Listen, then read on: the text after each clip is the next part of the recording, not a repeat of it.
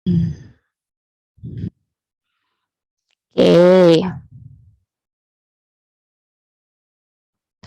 kelihatan ya. Oke.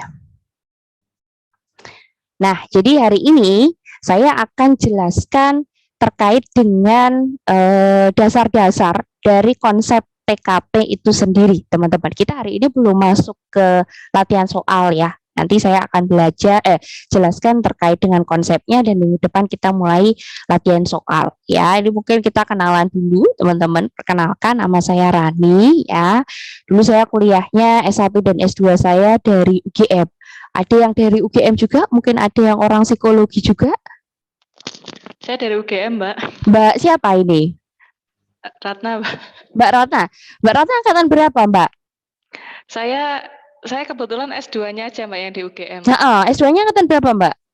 2013.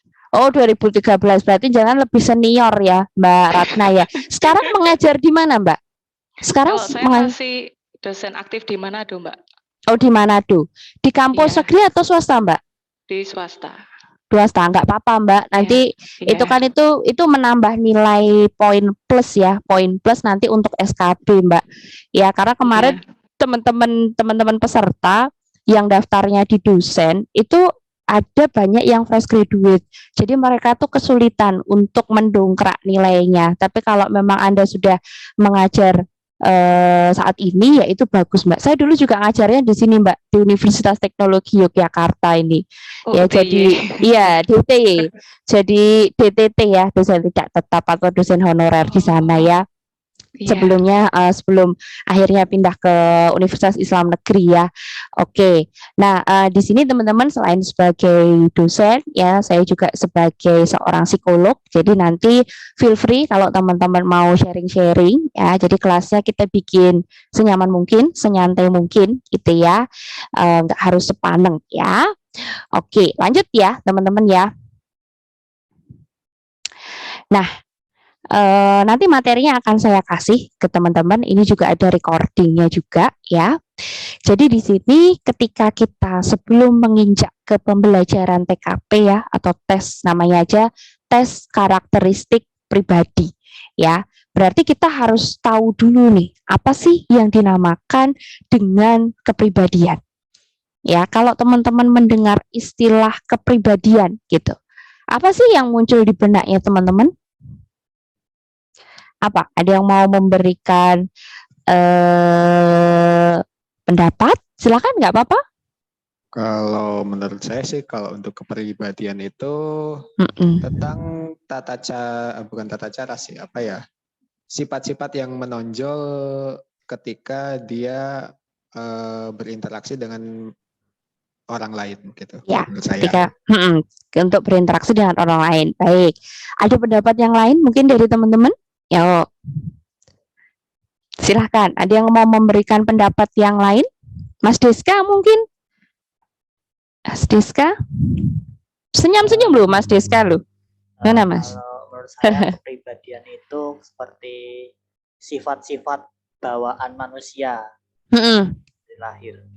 Oke, sifat-sifat bawaan manusia ya. Iya, teman-teman, betul ya. Jadi kepribadian itu adalah cara individu, cara kita untuk bereaksi atau untuk merespon keadaan yang ada di sekitar kita. Jadi tidak harus melulu kita berinteraksi dengan orang lain. Enggak, teman-teman. Tapi bisa jadi kepribadian itu berkaitan juga dengan bagaimana sih cara kita bertindak di dalam kehidupan sehari-hari.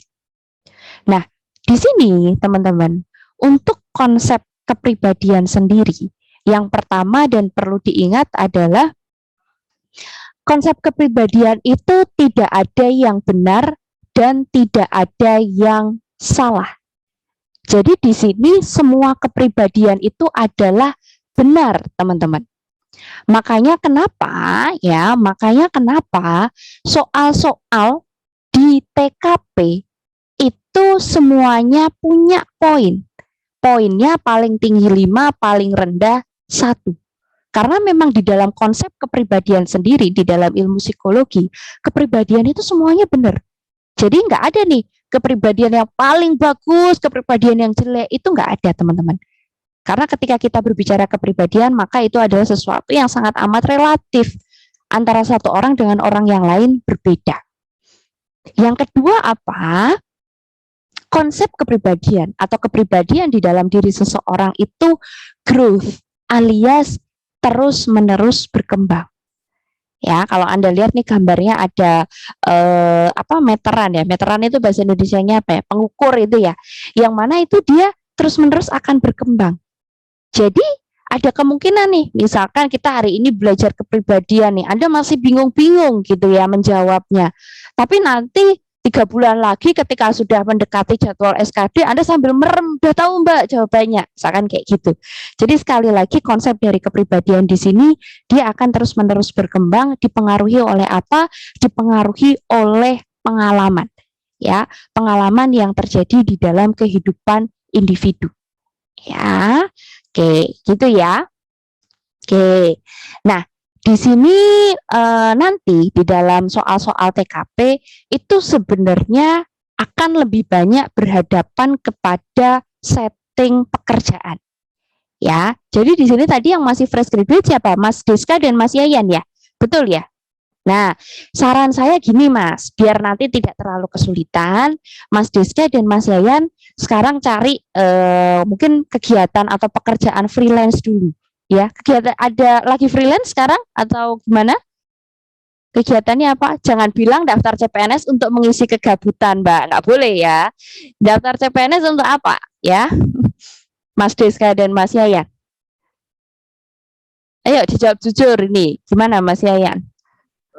Kalau sekarang masih ikut-ikut dosen, ikut tes aja sih Mbak. Kalau misalkan ada kalau misalkan mau tes bakat minat untuk siswa baru ikut-ikut. Loh, kamu psikologi, Mas? Iya, psikologi. Oh, ini udah nggak perlu belajar TKP ya? Oke, nggak apa-apa ya. Kalau Mas Deska temannya Mas Yayan apa gimana Mas Deska? Beda. Kegiatannya apa sekarang, Mas Deska? Masih di rumah sih, belum. Masih di rumah ya. Apply kerjaan tapi yang mungkin sifatnya based on project atau yang freelance gitu ya, teman-teman ya. Karena kadang perusahaan itu juga curang ya ketika tahu kita daftar CPNS tuh banyak sekali yang mempersulit.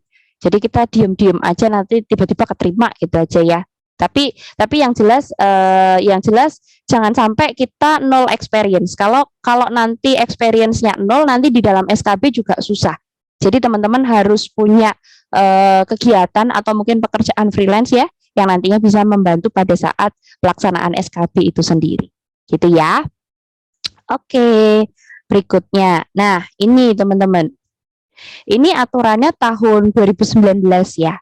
Tapi ini juga kemarin soal tahun 2020 dan saya melihat soal-soal dari tahun sebelum-sebelumnya itu aspek-aspeknya tuh sama. Teman-teman, hanya mungkin namanya yang beda tapi aspeknya sama ya. Yang pertama adalah terkait dengan profesionalisme ya. Yang kedua adalah terkait dengan sosial budaya. Nanti saya jelaskan satu persatu ya. Yang ketiga adalah terkait dengan jejaring kerja, yang keempat adalah terkait dengan pelayanan publik, dan yang terakhir adalah terkait dengan TIK. Nah, kemarin teman-teman 2021 pas bulan Juni ya, itu teman-teman, jadi sebelum pelaksanaan SKD itu aspeknya ditambahin satu untuk TKP. Ada yang tahu aspek apa yang ditambahkan? Anti radikalisme. Ya, jadi nanti kita akan belajar juga anti radikalisme, tapi mungkin besok ya saya jelaskan ya, karena sebenarnya yang soal-soal yang sering keluar itu ya dari 5 aspek ini, gitu ya teman-teman ya. Berikutnya. Nah, di sini ya kita pelajari dulu ciri-ciri dari TKP ya, atau karakteristik dari TKP itu sendiri. Yang pertama adalah soalnya itu bikin galau. Teman-teman, alias apa? Alias jawabannya itu semuanya kalau dibaca sekilas itu benar. Ya, pilihan A, pilihan B, pilihan C itu semuanya benar. Ya, karena apa? Sekali lagi ini pengen melihat kepribadiannya kita seperti apa. Yang kedua apa? Jawabannya itu berupa sikap. Jadi kita membayangkan posisinya kita kalau berada di posisi itu tuh, kalau berada di dalam peristiwa itu kita harus bersikap yang seperti apa sih? Ya. Yang ketiga, semua jawabannya itu benar. Ya, nggak ada yang nilainya 0. Paling rendah itu nilainya 1. Jadi kalau semisal Anda itu terpaksa tidak bisa menjawab, Anda bisa ngitung kancing. Ya, tapi kalau di soal TIU dan TBK tidak bisa seperti itu, teman-teman. Ya, penilaiannya bergerak di antara skor 1 sampai 5. Dan pilihan jawabannya itu mirip. Nah, pasti soalnya ciri-ciri atau karakteristiknya seperti ini, ya. Oke, sampai sini dulu. Ada yang mau tanya sebelum kita masuk ke satu persatu aspeknya? Ada yang mau ditanyakan dulu nggak? Silahkan. Mohon maaf, izin Boleh. bertanya, Mbak. Boleh, Mbak. Mas, mohon maaf. Kalau di TKP kan tadi katanya tidak ada jawaban yang salah. Nah, Yes. kemudian tujuan dari pemberian skor 1 sampai 5 itu buat apa ya? Oke, sip. Pertanyaan yang bagus. Jadi kalau nggak ada soal benar dan salah, kenapa Mbak kok dikasih rentang 1, 2, 3, 4, 5? Karena balik lagi Mas tadi ke konsep kepribadian. Bahwa nggak ada nih kepribadian orang yang paling benar, sempurna, kan nggak ada ya. Tetapi ketika seseorang itu misalkan dia dikatakan skornya 5 di salah satu nomor, misalkan dia nomor 1 nih, soal nomor 1 dia dapat skor 5. Tapi bisa jadi dia di nomor 2 dia hanya dapat skor 1. Artinya apa? Sikap seseorang untuk menghadapi atau untuk merespon suatu peristiwa itu beda-beda, Mas. Ya, jadi di sini nanti yang muncul itu adalah gambaran kepribadian, bukan kepribadian A, bukan kepribadian B, tapi gambaran secara keseluruhan. Ya, bisa dipahami ya. Jadi di sini meskipun tadi saya bilang tidak ada kepribadian yang salah, tidak ada kepribadian yang benar, tapi di dalam soal TKP kita harus berusaha gimana caranya supaya setiap nomor yang kita jawab itu skornya 5. Ya.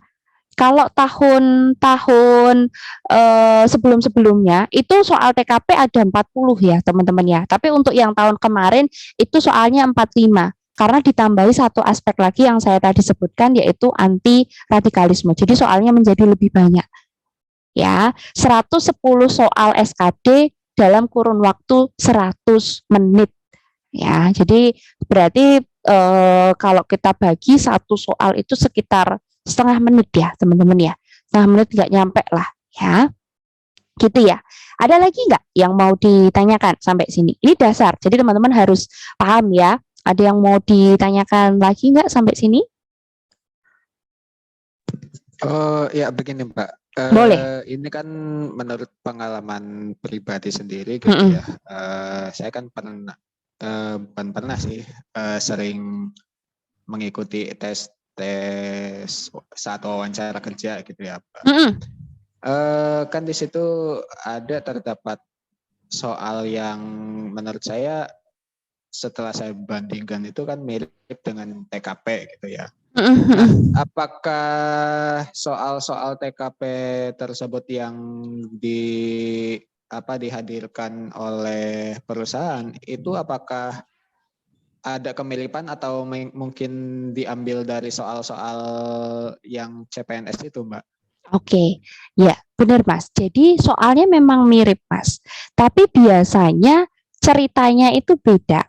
Kalau misalkan soal-soal TKP untuk CPNS, itu dia lebih kepada cerita-cerita yang berkaitan dengan lingkungan kerja, berkaitan dengan kementerian-kementerian atau dinas-dinas yang ada di Indonesia. Jadi sebenarnya intinya tuh sama, cuman ceritanya aja yang dibedakan, gitu nggih. Jadi saran saya, teman-teman, kalau misalkan Anda nanti mau beli buku, gitu ya, ambillah buku-buku yang dia itu, saya ambil contohnya ya, saya ada sih supaya teman-teman tahu. Sebentar, saya ambilkan.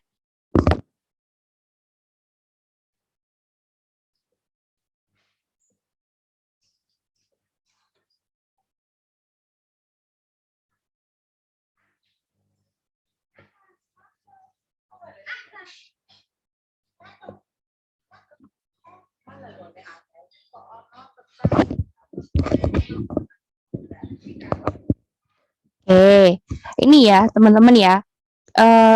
Kalau kelihatan nggak ya? Kelihatan ya? Mana-mana? Kelihatan ya. Jadi untuk kok hilang muka saya ya? Ini ya. Jadi untuk soal-soal TIU-nya ketika Anda sudah sering mengerjakan soal-soal psikotes seperti soal-soal TPA, itu insya Allah aman teman-teman. Karena soal TIU-nya itu relatif lebih mudah jika dibandingkan dengan soal-soal psikotes yang Anda kerjakan untuk mendaftar pekerjaan. Ya, lebih mudah teman-teman. Tapi itu tadi, untuk yang TKP-nya itu beda ceritanya. Jadi nanti kalau TKP teman-teman nanti bisa beli buku gitu ya yang memang khusus untuk CPNS. Kenapa kok saya menyarankan beli buku teman-teman? Karena ketika Anda itu join ke grup Telegram, Anda join ke grup apalah itu yang dia namanya CPNS, lulus CPNS, itu sumbernya tidak bisa dipertanggungjawabkan. Jadi dari kemarin itu pengalaman saya membimbing di sini ya, peserta itu banyak sekali yang terjerumus akibat kunci-kunci yang tidak bertanggung jawab. Ya, jadi saya sarankan daripada Anda minta sumber atau copy paste sumber dari soal-soal online itu nggak jelas teman-teman. Jadi jangan sekali-kali mengacu ke situ ya. Saya sarankan Anda beli buku.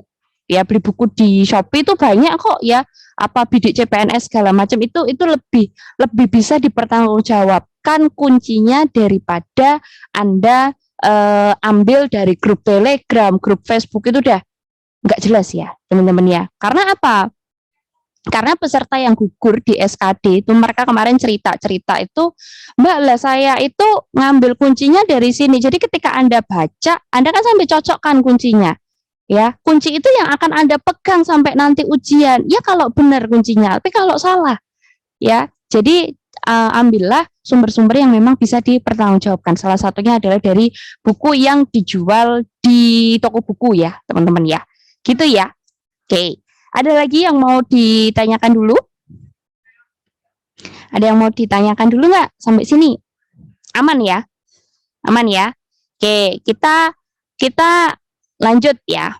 Oke, kita masuk ke aspek yang pertama. Ya, kita masuk ke aspek yang pertama.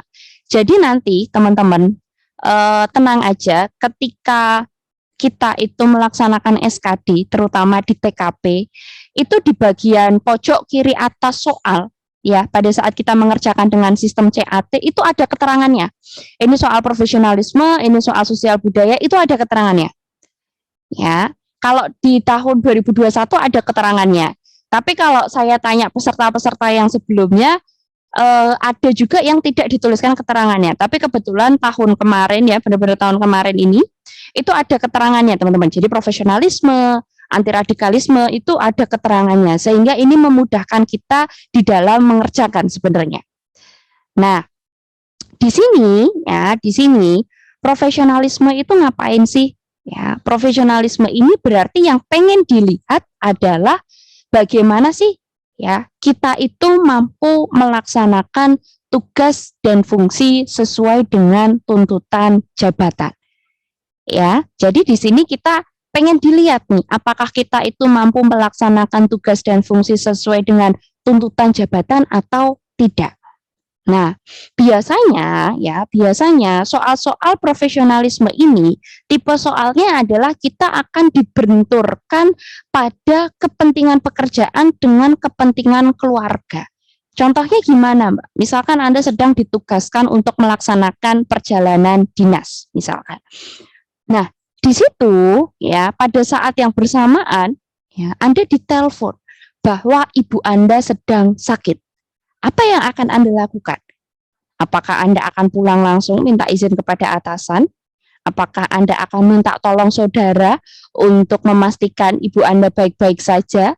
Atau Anda akan menyelesaikan pekerjaan lalu Anda langsung pulang? Atau Anda akan mendelegasikan tugas Anda kepada rekan kerja Anda yang lain? Nah, jadi bisa dibilang di sini nanti untuk tipe-tipe soal profesionalisme adalah kita akan dihadapkan kepada soal-soal yang dibenturkan ya antara kepentingan kantor, kepentingan perusahaan, kepentingan instansi dengan kepentingan pribadinya kita. Tipsnya apa, Mbak? Tipsnya ya, yang pertama adalah pastikan kita itu melaksanakan tugas dan fungsi kita sesuai dengan tupoksi. Ya, jadi kalau misalkan Anda sedang perjalanan dinas, Anda ditelepon misalkan ada sanak saudara Anda yang meninggal, ya jangan langsung cuti, jangan langsung izin minta pulang. Tapi pastikan dulu Anda menyelesaikan pekerjaan Anda itu. Baru kemudian Anda pergi untuk melayat. Ya. Yang kedua apa? Bertanggung jawab atas kinerja yang Anda lakukan. Jadi pastikan Anda itu kerjakan sampai tuntas dulu pekerjaan yang Anda kerjakan, baru kemudian Anda mengerjakan kegiatan yang lain. Ya. Yang ketiga apa, teman-teman? Jadilah pribadi yang berintegritas. Ya, jadilah pribadi yang berintegritas. Integritas itu apa sih? Jujur, tegas, dan disiplin.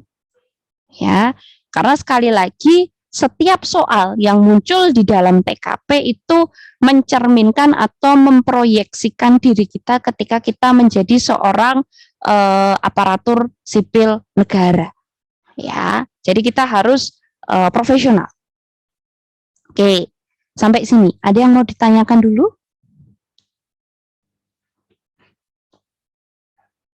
Paham ya? Nanti kalau ada yang mau ditanyakan, boleh langsung diinterupsi ya teman-teman ya, supaya tidak ada dusta di antara kita ya. Oke. Berikutnya teman-teman. Yang kedua adalah terkait dengan sosial budaya.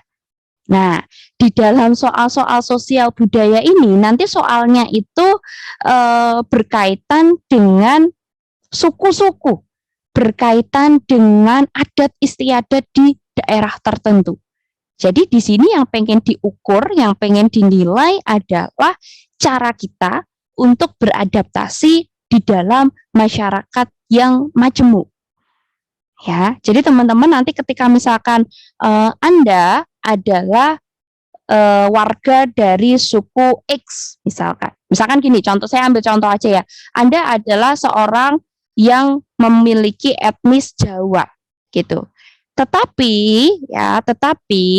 Anda diminta atau dipindah tugaskan ya ke wilayah Sumatera yang mana mereka itu mungkin etnisnya etnis Batak gitu. Di sana di Sumatera itu setiap harinya memiliki adat istiadat mengkonsumsi mungkin minum-minuman keras atau makan makanan yang non halal, yang tidak halal gitu ya. Apa yang Anda akan lakukan?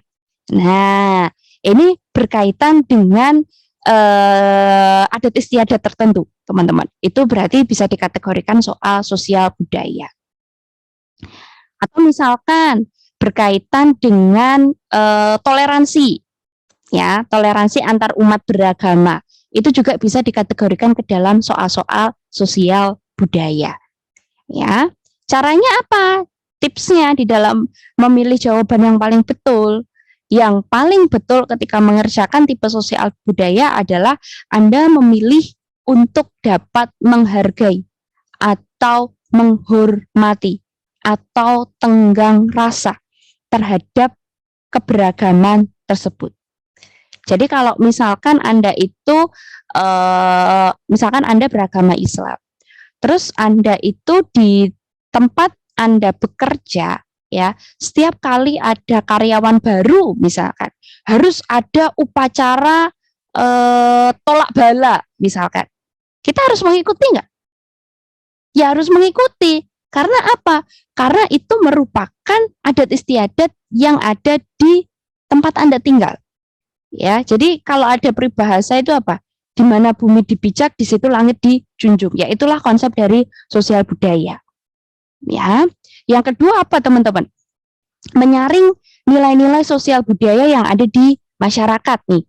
Ya, mana yang sekiranya kita bisa anut, mana yang sekiranya ya udah cukup kita tahu aja, tapi kita tidak perlu ikuti.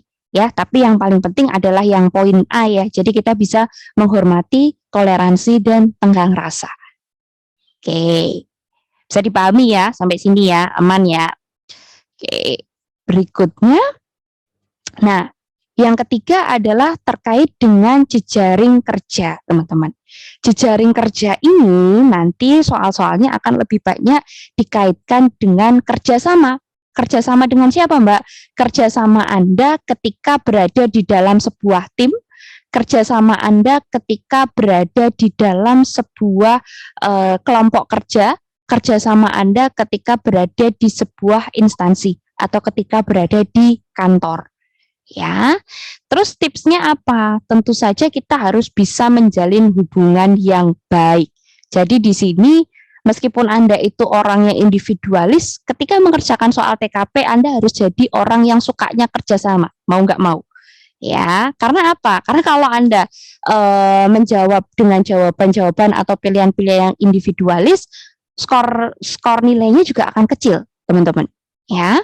Yang kedua apa? Mampu mengendalikan emosi. Jadi nanti seringkali soal-soalnya itu Anda dihadapkan pada rekan kerja yang sukanya ngerepotin. Nah, itu sering sekali muncul, teman-teman. Jadi di sini kita harus bisa mengendalikan emosi karena kata kuncinya adalah kerja sama. Dan ketika Anda mengkritik atau memberikan masukan atau memberikan sanggahan kepada orang lain, kritiklah dengan cara yang santun. Ya, gitu ya, teman-teman ya. Bisa dipahami ya? Oke, berikutnya lagi yang keempat.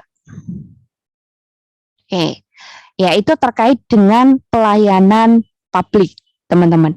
Jadi di sini ya, di sini kita sebagai seorang CPNS ya, nantinya kita sebagai seorang CPNS, kita itu mau apapun formasinya, teman-teman. Mau Anda dokter, mau Anda dosen, mau Anda itu penyuluh agama, apapun lah ya. Kita itu sebagai seorang pelayan. Pelayan apa, teman-teman? Pelayan masyarakat. Ya, saya sebagai dosen saya melayani mahasiswa saya. Mau ada yang pinter, mau ada yang lemot, mau ada yang perilakunya sangat amat luar biasa menjengkelkan. Iya, saya tetap harus melayani. Karena apa? Karena sejatinya kodrat seorang CPNS itu adalah sebagai seorang pelayan publik. Maka dari itu, ya, ketika dihadapkan pada soal-soal pelayanan publik, ya, kita harus mengedepankan yang dinamakan service excellent atau pelayanan prima. Ya, biasanya soal-soalnya kayak apa? Biasanya soal-soalnya itu Anda diposisikan di bagian resepsionis atau Anda diposisikan di bagian administrasi. Oh, itu berarti sudah bisa dipastikan soal terkait dengan pelayanan publik. Ya. Apa cara menjawabnya gimana? Tentu saja kita harus sopan, ramah, tidak mudah marah, tidak mudah kesal. Meskipun kita dihadapkan pada pelanggan atau kepada customer yang nyebelin. Ya, kita tetap harus stay cool ya. Karena apa? Karena ini soal terkait dengan pelayanan publik. Ya, dan yang kedua apa? Kita harus cepat tanggap. Paham prosedur dan persyaratan ketika sedang memberikan pelayanan. Ya, jadi misalkan ada pada saat itu soal TKP, jadi Anda itu posisinya kerja sebagai karyawan di Dukcapil, ya Dukcapil. Di situ ada seorang nenek-nenek yang mau melakukan pergantian KTP karena KTP-nya itu udah rusak. Tapi si nenek itu dia berkasnya tuh nggak lengkap, teman-teman. Apa yang akan Anda lakukan? Anda akan meminta nenek itu untuk pulang ke rumahnya dan kembali keesokan hari, atau Anda mungkin akan mengecek dulu kelengkapan berkasnya, mungkin sekiranya bisa diajukan dan nanti yang berkas kekurangannya bisa disusulkan, ya. Atau mungkin Anda akan menolak karena tidak sesuai dengan SOP yang berlaku terkait dengan pelayanan KTP. Nah, soal-soal seperti itu adalah soal-soal pelayanan publik. Tentunya apa teman-teman jawabannya? Kita cek dulu apa? Cek dulu, mungkin saja berkasnya bisa difotokan atau bisa disusulkan di kemudian hari. Tapi kita layani dulu. Kenapa Mbak kok dilayani? Karena ini udah lansia. Lansia itu punya privilege kalau berada di masyarakat. Nah, nanti kita akan pelajari ya soal-soal yang seperti itu ya teman-teman ya. Jadi sebenarnya soal TKP itu gampang kalau kita paham keywordnya atau kata kuncinya. Ya, dari 4 ini ada yang mau ditanyakan dulu nggak teman-teman? Silahkan. Silahkan teman-teman. Yang mau ditanyakan dulu nggak?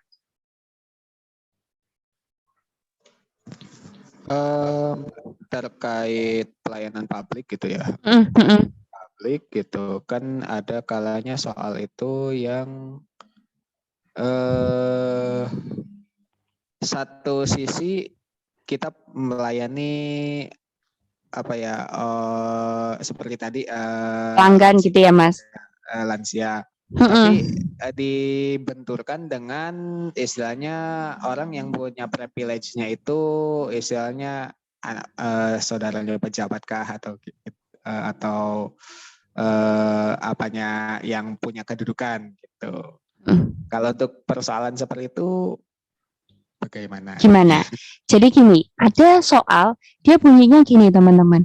Anda sebagai teller yang ada di bank, ya. Jadi Anda adalah seorang teller yang berada di bank.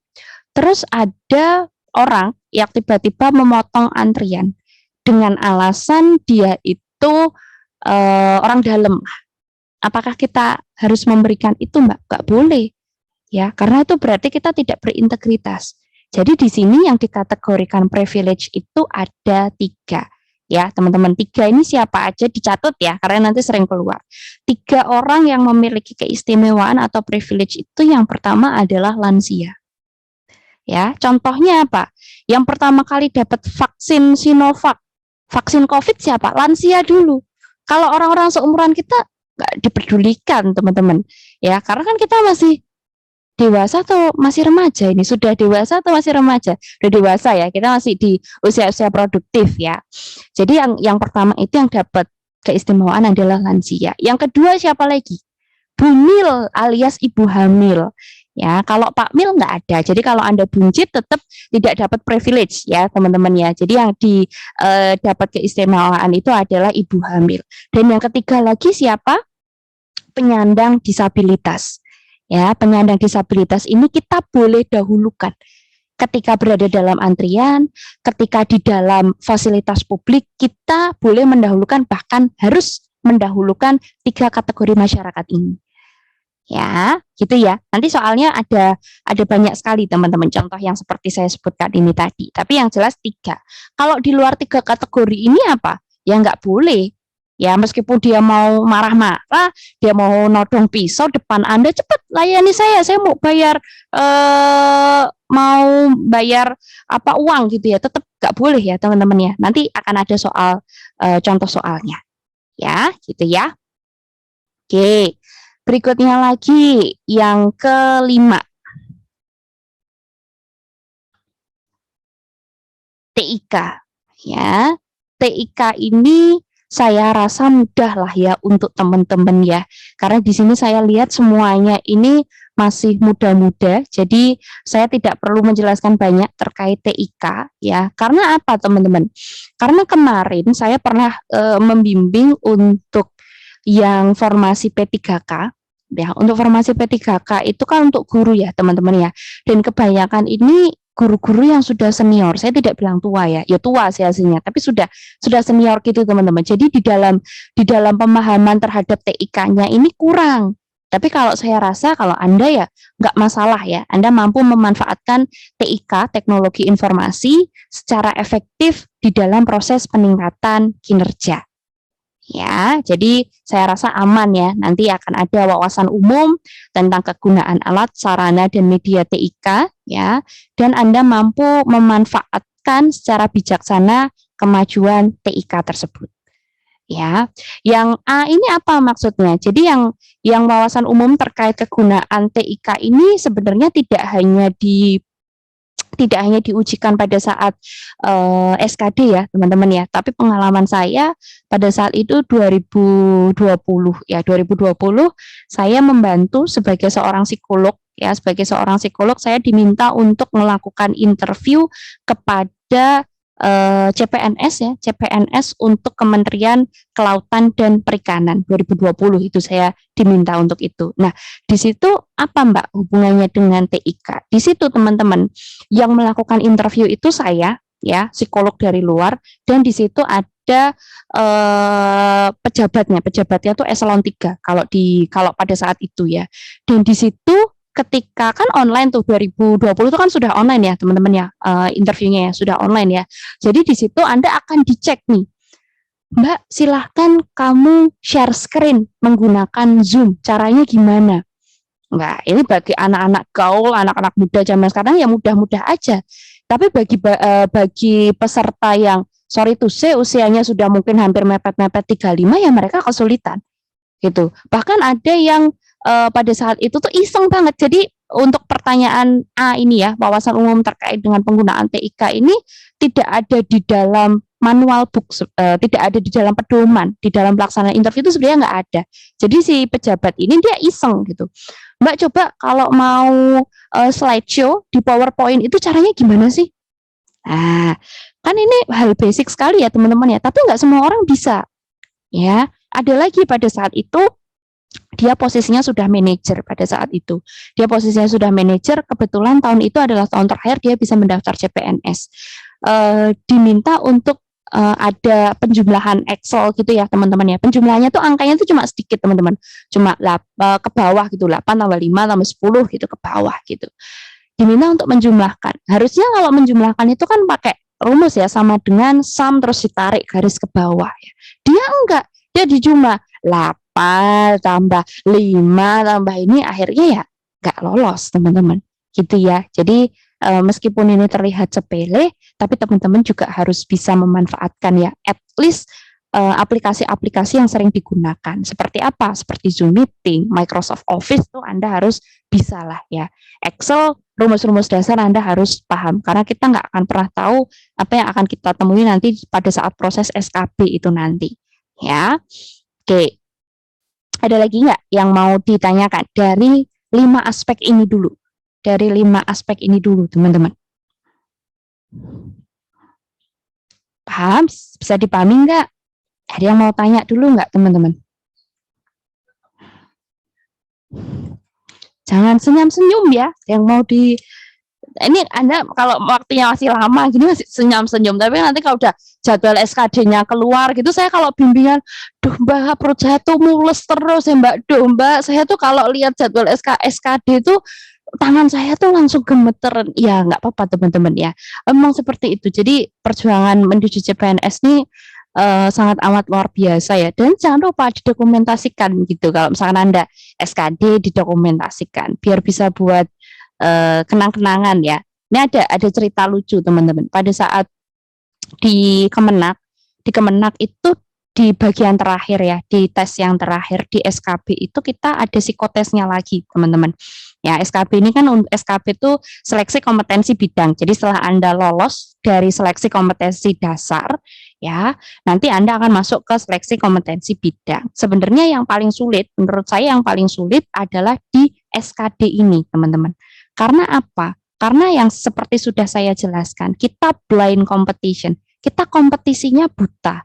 Kita tidak bisa memprediksikan skor yang akan kita dapatkan, kita tidak bisa memprediksikan saingan kita siapa. Beda kalau dengan SKB, teman-teman. Kalau SKB, saingan kita paling banter itu cuma 3 misalnya. 3 itu termasuk diri kita sendiri. Jadi kita bisa kepo. Oh, namanya adalah Budi. Anda cari di Google, Budi itu siapa sih? Dia itu background pendidikannya apa sih? Anda bisa melihat peluang Anda kalau dibandingkan si Budi ini lebih tinggi mana. Kita istilahnya kita bisa memperhitungkan, kita bisa mengkalkulasikan. Tapi kalau di SKD nggak bisa, teman-teman.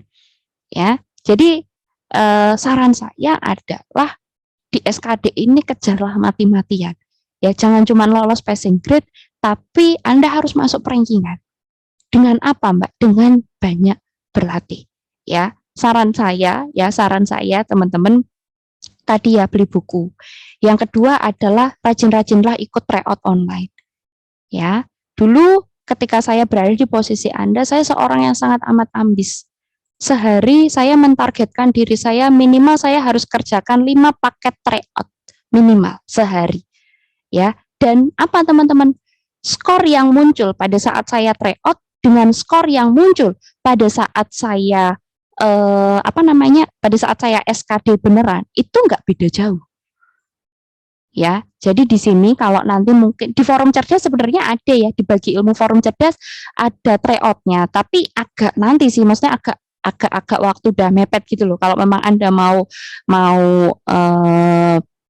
belajar ya, Anda bisa dicatat boleh mungkin di Smart CPNS itu soal-soalnya bagus.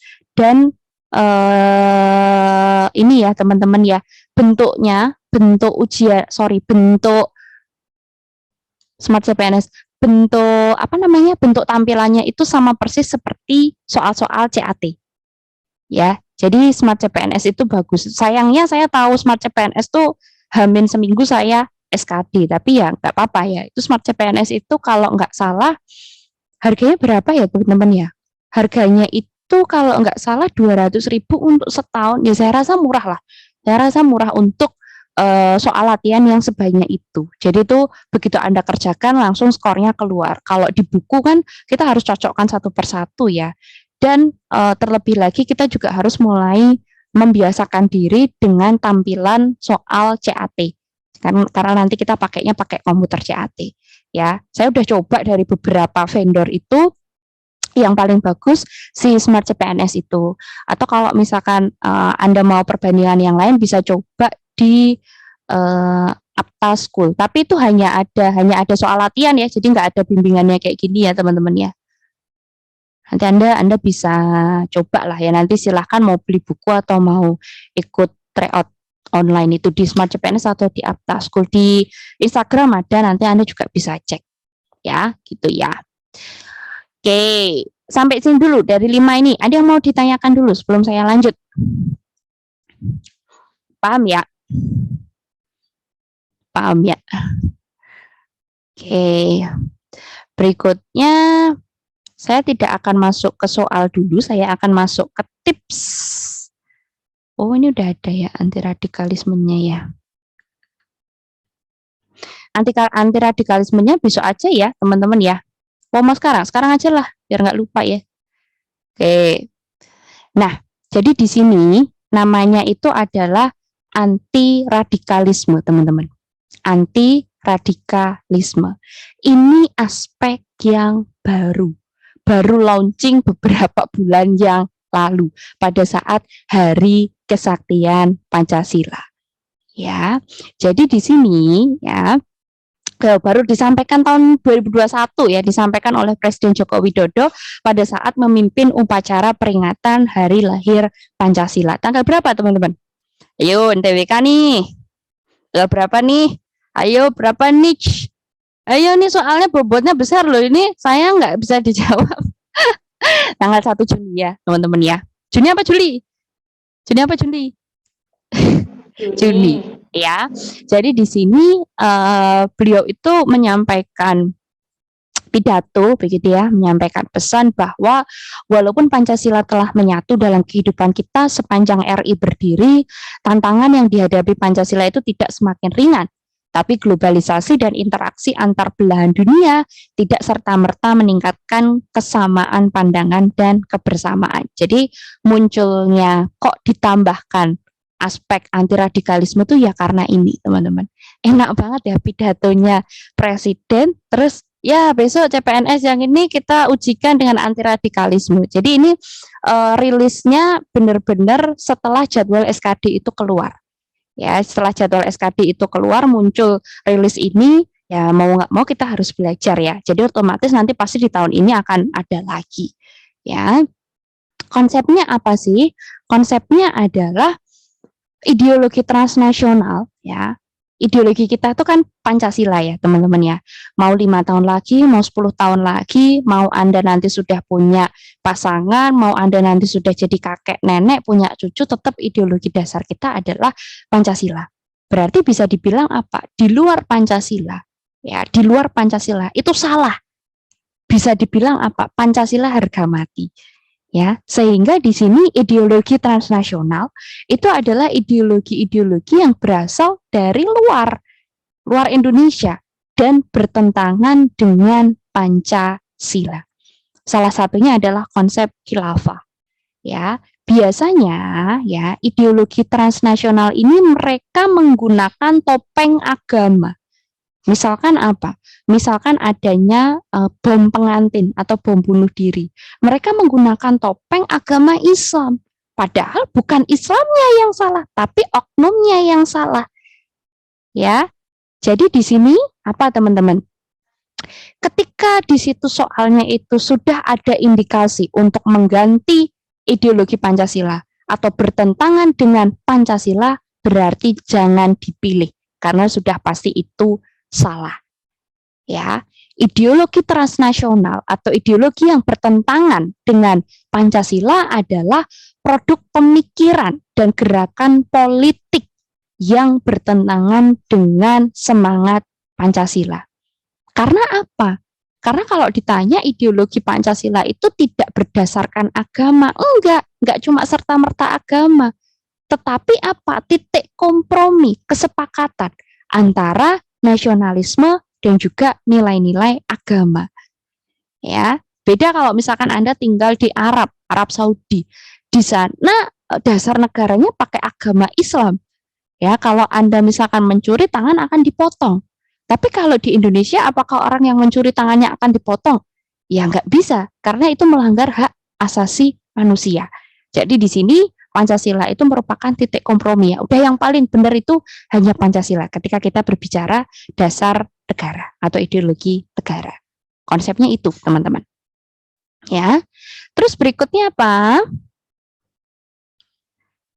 Nah, biasanya nanti soal-soalnya itu akan berkaitan dengan agama. Jadi agama dianjurkan atau agama diajukan untuk dijadikan sebagai dasar negara. Udah jelas salah ya teman-teman ya.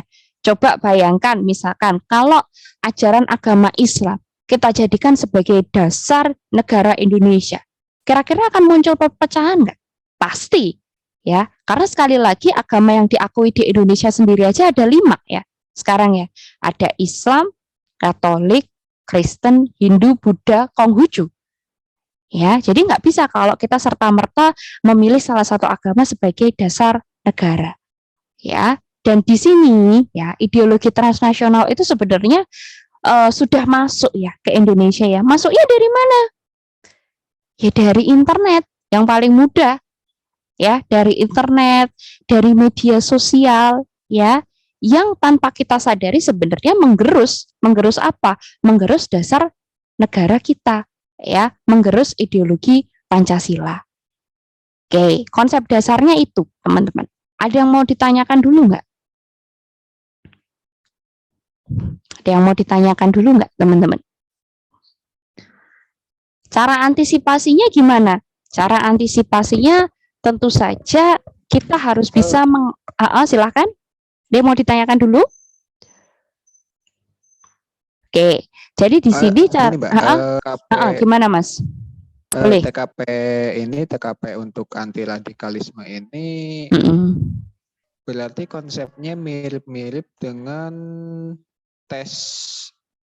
Kalau ini tes ini ya apa TWK. namanya tuh bukan TWK, apa ya namanya tuh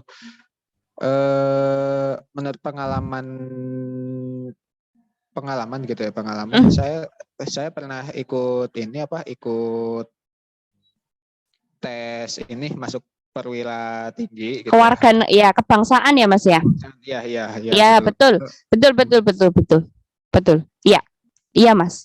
Jadi memang kalau misalkan di sekolah-sekolah kedinasan itu dia nanti masuknya di tes kebangsaan. Ya, karena itu termasuk juga anti radikalisme dan wawasan kebangsaan ya. Dan di sini teman-teman sepertinya sepele ya, tapi anti radikalisme ini nanti akan dicek juga pada saat SKB. Ya, dan di sini ketika Anda ada sedikit aja indikasi ke arah radikalisme, jangan harap untuk menjadi CPNS. Ya, saya mau cerita ini pengalaman dari peserta juga, dan kebetulan ada salah satu teman saya ya. Beliaunya ini orangnya sangat cerdas. Beliau S1 S2-nya di IPB. Cerdas sekali, ya. Tapi apa? Dia itu ikut salah satu gerakan, sebenarnya bukan gerakan separatis ya, teman-teman ya. Tapi gerakannya ini menganut kepercayaan yang berbeda. Jadi agama Islamnya itu bukan agama Islam yang seperti orang-orang ya, seperti pemerintah, enggak, tapi dia punya aliran agama Islam sendiri. Ya. Nilai SKD-nya itu tinggi sekali. 470 apa ya pada saat itu. Tahun kemarin. Ya. Nilai SKD-nya tinggi sekali. Nilai SKB untuk micro teaching karena dia posisinya dosen itu juga tinggi sekali. Psikotesnya dia itu hampir sempurna. Jadi ada beberapa instansi yang melakukan psikotes ya di tahap terakhir itu dari jumlah total 170 ya, saya lupa. 170 nilainya dia itu di 168. Ya. Tapi apa teman-teman? Dia nilai wawancaranya itu paling rendah. Karena apa? Karena dia orangnya dari awal ngeyel. Ya, ngeyelnya apa? Ngeyelnya adalah dia selalu menceritakan, dia selalu meyakini bahwa organisasi Islam yang dipilihnya itulah organisasi Islam yang paling benar. Nah, ini teman-teman, dia jatuhnya di situ. Dan ketika saya tanya, Mas, sudah berapa kali nyoba? Ini tahun ketiga Mbak saya nyoba dan gagalnya selalu di wawancara. Sampai pada akhirnya apa? Sampai pada akhirnya senior saya pada saat itu kita ada belajar bareng gitu. Ya mau sampai kapanpun kamu nyoba nggak akan lolos karena kamu itu sudah ada kecenderungan radikal. Nah, maka dari itu di sini teman-teman, ya saya nggak peduli Anda ikut ormas apa, Anda ikut organisasi apa, tapi tolong jangan terlalu menonjol. Jadi posisikan diri Anda berada di kubu pemerintah, ya, berada di tengah-tengah. Kita mau berat aja lah, baik itu Anda beragama Islam, Anda beragama Kristen, ataupun Anda beragama yang lain, karena itu nanti akan dicek, ya teman-teman ya. Jadi di sini terkait dengan anti radikalisme ini memang sedang digalakkan ya oleh pemerintah ya. Jadi jangan sampai pemerintah itu mencium bau-bau radikalisme yang ada di dalam dirinya kita. Ya, gitu ya. Nanti kalau memang Anda sudah lolos SKD, nanti saya akan lebih banyak menjelaskan terkait dengan anti radikalisme ini karena jatuhnya banyak yang di situ, teman-teman. Oke. Yuk, sampai sini dulu. Ada yang mau tanya lagi enggak? Yang mau tanya dulu enggak? Aman ya? Konsepnya aman ya? Konsepnya aman ya? Sebelum kita masuk ke soal ya, besok minggu depan ya. Nah, terus apa? Tipsnya ini teman-teman. Jadi banyak sekali peserta-peserta orang-orang yang salah kaprah nih mengerjakan TKP. Ya. Karena apa? Karena mereka itu bingung. Di situ disebutkannya dokter, Mbak. Di situ disebutkannya sebagai seorang teller, Mbak. Terus gimana Mbak dihubungkan sama dirinya kita? Jadi ketika menghadapi soal TKP, kita itu memposisikan diri kita sebagai tokoh atau karakter yang disebutkan di dalam soal. Ketika di situ disebutkan sebagai seorang teller, ya berlakulah sebagai seorang teller meskipun Anda bukan teller. Ketika di situ disebutkan sebagai seorang perawat, ya lakukanlah sebagai seorang perawat meskipun Anda bukan perawat. Kita ketika mengerjakan soal TKP, kita belajar untuk berimajinasi. Ya, untuk berimajinasi. Ya, di sini pilihlah jawaban yang sesuai dengan etika profesi yang disebutkan di dalam soal. Mbak, tapi kan saya bukan dokter. Saya kan bukan teller, Mbak.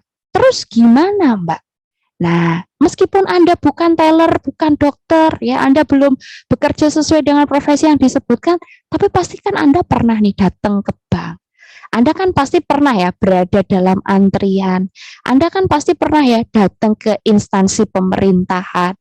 Ya, jadi etika yang di sini sebenarnya etika-etika yang common, alias etika-etika yang secara umum pasti dipahami. Ya, sebagai suatu konsensus. Ya, dan di sini yang keempat adalah jangan menjadi pahlawan. ketika menghadapi soal-soal TKP. Misalkan contohnya apa? Anda pada saat itu sedang perjalanan mau berangkat ke kantor. Anda ada janjian untuk meeting dengan atasan Anda. Di tengah jalan, Anda melihat ada lansia yang tertabrak. Apa yang Anda akan lakukan? Ketika Anda menjadi pahlawan kesiangan, Anda akan menolong lansia itu. Tapi Anda melupakan tanggung jawab Anda di kantor. Ini salah, teman-teman. Ya, nggak boleh kayak gitu. Tetapi apa? Tekankan pada integritas. Anda carikan bantuan. Ketika memang sudah ada yang menolong, Anda tinggal. Anda balik ke kantor. Karena apa? Tugas utama Anda adalah punya integritas kepada instansi atau perusahaan tempat Anda bekerja. Ya, kuncinya hanya 4 ini, teman-teman, tipsnya. Jadi ketika teman-teman hafalkan ya, jangan dihafalkan lah. Tapi kalau saya dulu menghafalkan sih, ya ada 6 ya, teman-teman ya, ada 6 aspek itu tadi, dan Anda kembalikan lagi kepada tips ini, insya Allah akan lebih mudah di dalam mengerjakan. Ya, dan TKP ini peluang terbaik Anda untuk meninggikan skor Anda. Kenapa? Karena bobotnya itu ada 45.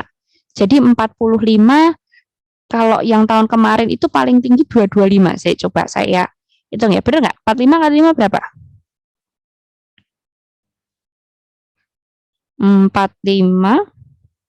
Ya, jadi ada 45 soal. Ya, 45 soal. Minimal ya, minimal Anda kalau mau nilainya selamat itu minimal TKP Anda harus dapat 200, itu minimal. Ya, jadi apa? TKP ini digunakan untuk mendongkrak nilai SKD yang lain. Ya, jadi silahkan dimanfaatkan sebaik-baiknya. 45 soal, dia soalnya paling banyak. Di TIU itu ada 35, TWK-nya itu ada 30. Ya, jadi 35 tambah 30 tambah 45, ada 110 soal. Nah, Anda bisa mengejar di TKP. Ya, di TKP. Kalau saya dulu TWK-nya itu hanya rendah, teman-teman. Passing grade-nya kalau nggak salah, passing grade-nya dulu berapa ya? TWK itu sekitar 65 atau 75 ya. Saya hanya 5 poin di atas passing grade itu, teman-teman. Tapi yang mendongkrak nilai SKD saya adalah di TKP. Ya, di TKP itu skor saya tinggi, skor saya 200 sekian gitu, saya lupa. Sombong ya, enggak. Tapi ini cerita, teman-teman, ya. Di TKP saya skornya 210 atau 208 apa ya? Pokoknya tinggi lah. Terus setelah itu disusul dengan TIU. TIU saya juga hampir 200 itu ya. Jadi memang TWK saya pas-pasan karena ya kemarin TWK-nya meskipun saya sudah menghafalkan ayat-ayat, pasal-pasal ternyata nggak keluar semua, teman-teman. Jadi kalau TWK ini memang harus banyak-banyak berdoa kepada Tuhan Yang Maha Esa ya. Tapi kalau TIU dan TKP insya Allah masih bisa diprediksikan. Ya, oke, sampai sini dulu. Ada yang mau ditanyakan dulu nggak? Monggo, silahkan teman-teman. Boleh, yuk kalau mau ditanyakan. Begini Mbak, kalau Boleh. untuk kan tadi kalau secara menyeluruh gitu ya, untuk triknya gitu, untuk trik mengerjakan SKD itu gitu ya, kita itu harus mengerjakan TKP dulu kah, atau TWK dulu kah, atau TIU dulu kah? Karena kan dalam waktu 1 jam lebih sedikit kalau nggak salah ya, kalau tidak nggak salah, itu kita kan berlomba-lomba mengejar waktu gitu ya. Itu menurut saran dari Mbak sendiri, harus yang mana dulu nih biar istilahnya kita bisa mengejar yang lain gitu. Oke, sip, pertanyaan yang bagus ya. Jadi ketika saya ceritakan ya, mungkin teman-teman kemarin ada yang sudah pernah ikut juga, bagi yang belum gitu ya, saya ceritakan. Jadi ketika Anda itu datang ke tes SKD ya, jangan dikira Anda datang turun dari motor langsung masuk ruangan melenggang kangkung gitu, enggak ya teman-teman ya. Jadi ketika Anda datang ke SKD itu di situ adalah lautan manusia. Jadi otomatis di situ sudah panas-panasan, sudah kita sambil pakai masker nggak kenal siapa ya. Dan ketika Anda datang, misalkan jadwal jam 9 nih ya, bisa jadi Anda mulai mengerjakan itu nanti jam 10 atau jam setengah 11. Ya, namanya Indonesia ya, ngaret itu sebagai suatu hal yang biasa. Nah, di sini ya saya sarankan begitu Anda itu masuk, Anda itu dihadapkan di laptop ya. Sekarang pakainya laptop ya. Kalau dulu kan CPNS itu masih pakai komputer PC dia pakai laptop. Anda buka nih soal ya, Anda buka. Nanti kalau Anda pengen tahu apa ininya ini nih saya ada yang kalau Anda mau coba yang gratisan bisa coba di sini ya. Sebentar saya lupa BKN, coba nanti googling aja ya. Pokoknya itu uji coba SKD BKN. Jadi ini tampilan soalnya, tampilan tryout-nya itu persis seperti CAT. Kalau yang tadi saya bilang Smart CPNS itu kan bayar.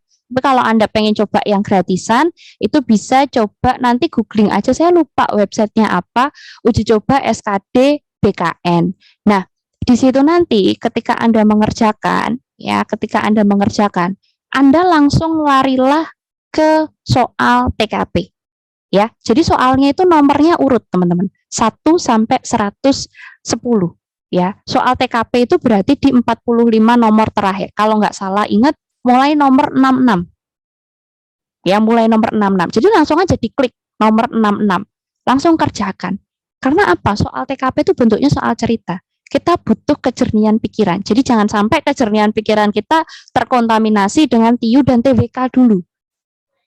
Ya, jadi yang di sini sekali lagi TKP itu adalah peluang ya, peluang Anda untuk mendongkrak nilai. Jadi kerjakan TKP dulu sampai selesai baru Anda lari ke TIU. Ya, kenapa TIU, Mbak? Karena TIU hitung-hitungan. Ya, TIU. Baru kemudian apa? TWK. TWK ini yang diasah apa? Hafalan Anda. Kalau sesuai kalau yang keluar sesuai dengan hafalan Anda, alhamdulillah ya. Tapi kalau enggak ya udah ngitung kancing aja, gitu ya. Tapi at least Anda sudah memastikan jawaban yang lain itu betul. Ya, jadi peluang terbaik Anda itu sebenarnya di soal TKP. Jadi kan gini ya teman-teman ya. Saran saya, Anda itu buat prediksi skor Anda. Misalkan gini. Misalkan untuk TIU itu kan skor jumlah soalnya ada 30 ya. Berarti 30 dikali nilainya 5 berapa? 150 ya. Terus TWK TIU-nya 35, teman-teman. 35 kali 5 berapa? Berapa yo? Saya malas ngitung. TKP 45 kali 5 225. Pokoknya kalau nggak salah totalnya tuh 550 aja. Bentar, saya hitung ya. 35 kali 5. 175, teman-teman.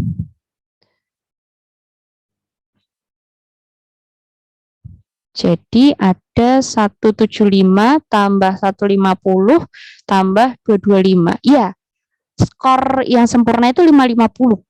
Ya, skor yang sempurna ini kan 550 nih. Tapi kan ya kita nggak mungkin ya dapat skor sempurna. Yang menurut saya nggak mungkin sih. Kalaupun ada kemungkinan pakai calo. Anda baca berita ya yang tahun kemarin itu ternyata dia kan pakai joki ya. Nah, misalkan di 550 ini, berarti kan skor maksimal 550. Anda coba nanti ketika Anda setiap kali tryout Anda tulis tryout pertama skor saya berapa. Dulu saya itu skor pertama kali nyobain SKD itu 275, teman-teman. Bayangin nggak lulus ini 275 ini. Ya, 275, terus 320, 310 gitu ya. Jadi di sini saran saya Anda harus tracking progres Anda biar tahu mana yang harus diperbaiki. Ya. Dan ketika nanti teman-teman itu sudah ada bukaan formasinya, sudah tahu mau pilih yang mana, Anda tentukan skor yang saya targetkan untuk diri saya sendiri itu berapa. Misalkan kalau saya dulu targetnya di 450, teman-teman. Target saya dulu di 450, tapi ternyata di 450 itu aja menangis berdarah-darah, saya cuma bisa di 437. Nah, jadi nanti silahkan teman-teman tracking gitu ya progresnya untuk setiap kali tryout-nya itu berapa. Ya, saran saya minimal Anda kerjakan minimal banget ya seminggu itu 3 kali lah latihan. Karena ini kan masih jauh ya. Tapi nanti kalau sudah mendekati hari H, saya itu sehari bisa sampai 5 sampai 6. Jadi memang saya pada saat itu fokusnya udah nggak ke kerjaan lagi, jujur aja fokus saya untuk jadi CPNS. Karena memang ini tidak bisa dianggap sepele teman-teman. Kalau memang Anda mau lulus ya. Dan insya Allah orang-orang yang memang berjuang mati-matian di CPNS, mereka akan lolos kalau dibandingkan dengan orang-orang yang hanya sekedar mencoba peruntungan. Jadi saran saya, sama-sama mencoba peruntungan, mending kita lakukan semaksimal mungkin supaya kita dapat. Jadi tidak hanya coba-coba. Gitu ya, teman-teman ya. Oke, gitu. Waktunya udah habis ya. Kita nanti ketemu lagi. Insya Allah mungkin minggu depan. Kalau dari saya jadwal luangnya itu hari Selasa, Rabu, dan juga Jumat. Tapi nanti saya nggak tahu nih adminnya karena katanya sih mau lihat jadwal dari peserta juga ya. Jadi nanti Selasa, Rabu, dan Jumat mungkin nanti ketemu sama saya ya, teman-teman ya. Gitu ya, teman-teman ya. Terima kasih banyak ya. Semangat terus, konsisten ya. Yang penting konsisten, jangan cuma di awal aja ya. Good things never come easy. Jadi tidak ada sesuatu yang hasilnya luar biasa kalau caranya itu mudah. Ya, jadi memang kita harus berusaha dan berjuang mati-matian. Ya, gitu ya teman-teman ya. Terima kasih banyak atas partisipasinya hari ini ya.